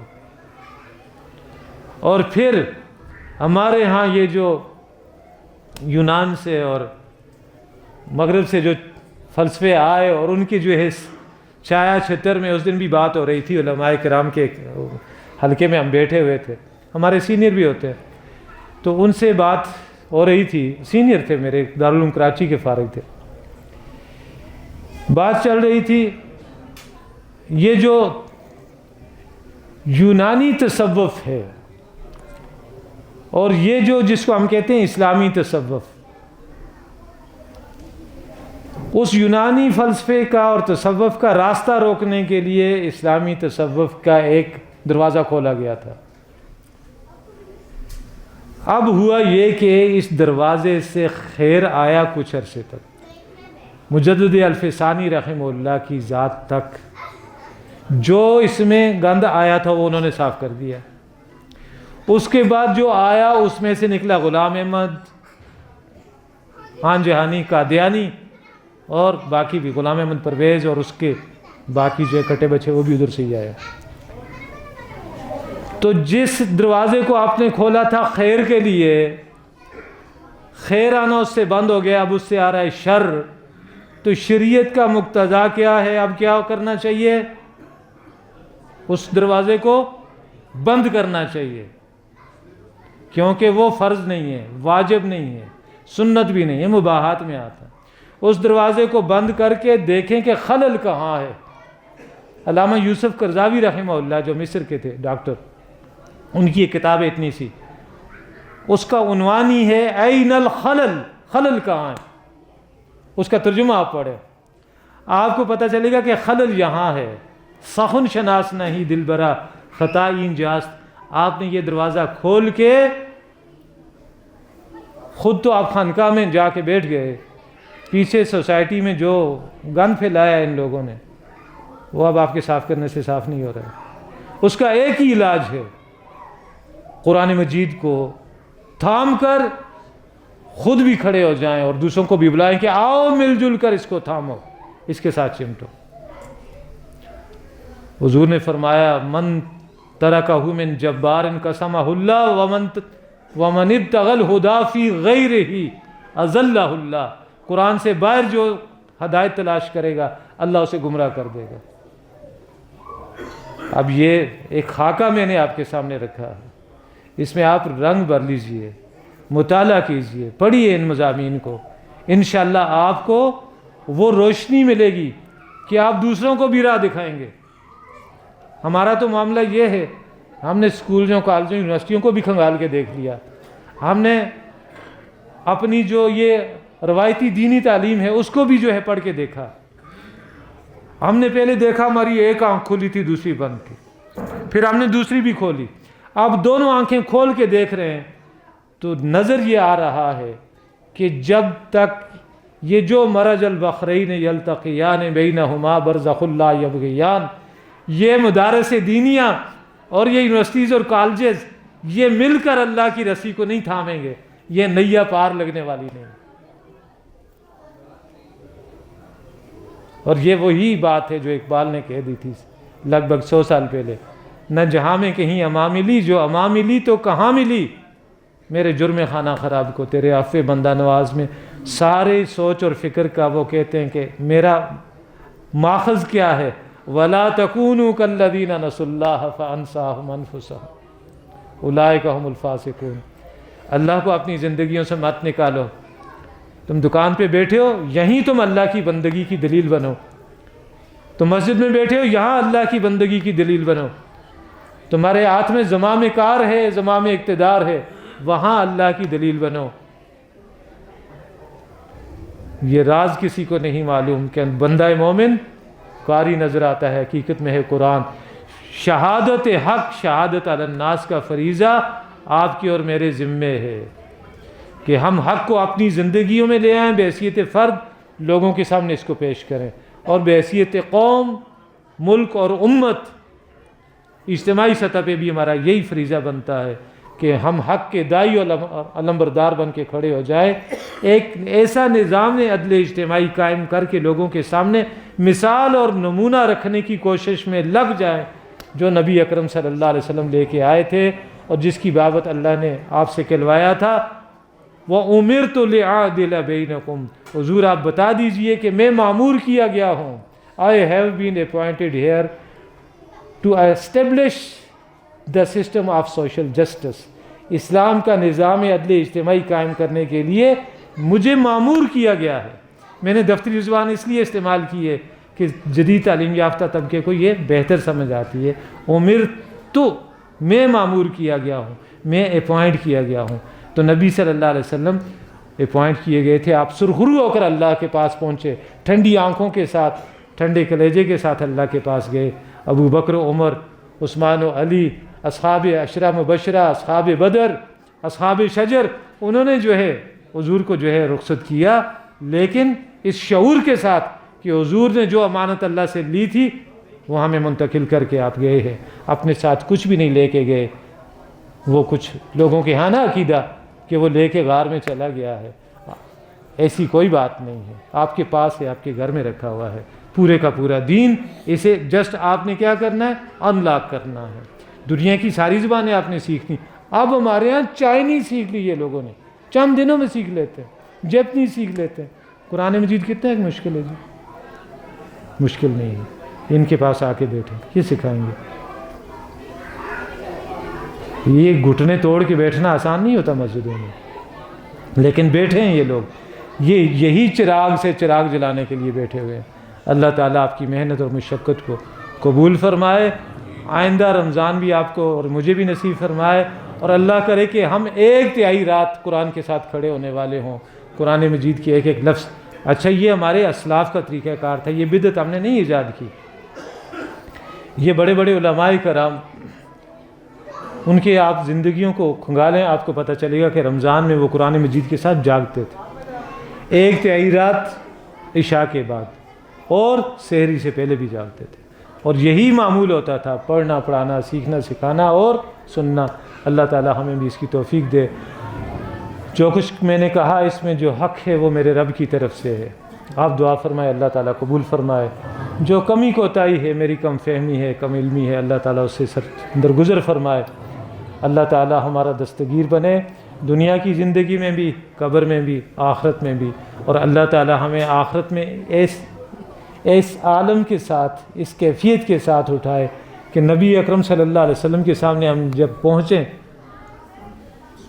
تو ہمیں شرمساری نہ ہو کہ حضور نے وہ امانت ہمیں منتقل کی تھی، ہم وہاں شرمسار نہ ہوں، نبی اکرم صلی اللہ علیہ وسلم کی دعاؤں کے، آپ کی توجہ کے مستحق بنے۔ وآخر دعوانا ان الحمد للہ رب العالمین۔ آپ کوئی سوال کرنا چاہیں گے؟ میں ادھر ہی بیٹھا ہوا ہوں، پھر بھی اگر آپ پوچھنا چاہیں گے، یہاں ملاقات نہ ہو سکے، ہمارے گوندل صاحب کے پاس میرا نمبر بھی ہے، آپ ان سے نمبر لے سکتے ہیں، پوچھ سکتے ہیں، ٹھیک ہے۔ میری اصلاح کا کوئی پہلو آپ کے ذمہ حق ہوگا، کوئی غلطی کوتاہی تو آپ نے میری اصلاح کرنی ہوگی، اس کے لیے بھی آپ جب چاہیں گے انشاءاللہ میں حاضر ہوں، ٹھیک ہے جی۔ سبحانک اللہم و بحمدک نشہد ان لا الہ الا انت نستغفرک و نتوب الیک۔ فتما رہے ہیں جی دعا کریں، تو دعا کا قبولیت کا نسخہ میں دیتا ہوں آپ کو، اور آپ کی آمین سے قبول ہوگی، میں تو صرف مانگوں گا نا، آپ کہیں گے کہ اللہ ایسا ہی ہو جائے، آپ کی اکثریت ہے۔ حضور صلی اللہ علیہ وسلم نے فرمایا کہ یہ حدیث ہے، فوراً آپ کو سناتا ہوں۔ حضرت عائشہ کہتی ہیں، فرماتی ہیں رضی اللہ تعالیٰ عنہ، ایک دن حضور گھر تشریف لائے، میں نے دیکھا حضور کے چہرے پہ بڑے عجیب سے تاثرات تھے، آپ کا رنگ بھی بدلا ہوا تھا، آپ نے ہم میں سے کسی کے ساتھ دعا سلام بھی نہیں کی، کوئی گفتگو بھی نہیں فرمائی، وضو کیا، مسجد میں چلے گئے۔ فلسکت بالحجرۃ، میں حجرے کی دیوار کے ساتھ کان لگا کے کھڑی ہو گئی، حتی استمع ما یقول، تاکہ میں سنوں کہ حضور کہتے کیا ہیں، کیا فرماتے ہیں، معاملہ کیا ہے۔ فصعد المنبر، حضور ممبر پر چڑھے، اور فجلس فحمد اللہ واثنى علیہ، ثم قال، حضور بیٹھے، اللہ کی حمد و ثنا کی، اور پھر آپ نے فرمایا ایھا الناس مروا بالمعروف وانہوا عن المنکر، لوگوں نیکی کا حکم دو، ترغیب دو، شوق دلاؤ، برائی سے روکو، برائیاں لوگوں کو بتاؤ کہ یہ برائیاں ہیں۔ من قبل ان تدعوا فلا اجیب لکم، اس وقت سے پہلے یہ کام کرو کہ تم دعاؤں کے لیے ہاتھ اٹھاؤ اور میں قبول نہ کروں۔ تو نہی عن المنکر اور امر بالمعروف دعا کی قبولیت کے لیے شرط اول ہے، ٹھیک ہے۔ آپ عزم کریں گے نا انشاءاللہ ہم یہ کام کریں گے، حضور صلی اللہ علیہ وسلم کے بیاف کریں گے، کیونکہ حضور کی امانت ہمیں دے کے گئے ہیں۔ اور پھر فرمائے دو باتیں اور اس کے ساتھ فرمائے، وَتَسْأَلُونِي وَلَا أُعْطِيكُمْ، میرے خزانے بھرے ہوئے ہوں، تم مجھ سے مانگو، جولیاں پھیلاؤ، میں تمہیں نہ دوں تمہارے دشمنوں کو دے دوں۔ اور تیسری بات آپ نے فرمائی وَتَسْتَنْصُرُونِي وَلَا أَنْصُرْكُمْ، دشمن کے مقابلے میں تم مجھ سے مدد مانگو، میں تمہیں دشمن کے رحم و کرم پہ چھوڑ دوں۔ اس سے پہلے یہ کام کرو تاکہ تمہارے ساتھ معاملات میرے اچھے ہو جائیں، بہتر ہو جائیں۔